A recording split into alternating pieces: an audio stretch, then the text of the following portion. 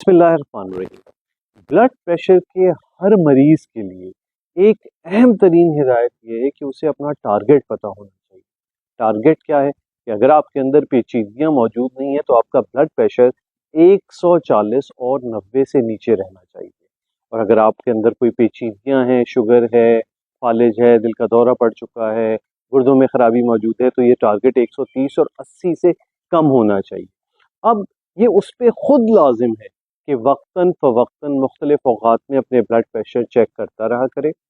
बहुत अच्छे कंट्रोल चल रहे हैं तो महीने के अंदर, महीने में एक मरतबा, अनकंट्रोल्ड है तो हफ्ते में एक मरतबा। और फिर अगर ये इन लिमिट्स को क्रॉस कर रहा है और मुस्तकिल बुनियादों पे ज़्यादा रह रहा है तो फिर अपने डॉक्टर से मशवरा करना लाजमी होगा, दवाइयों में रद्दोबदल लाजमी होगी।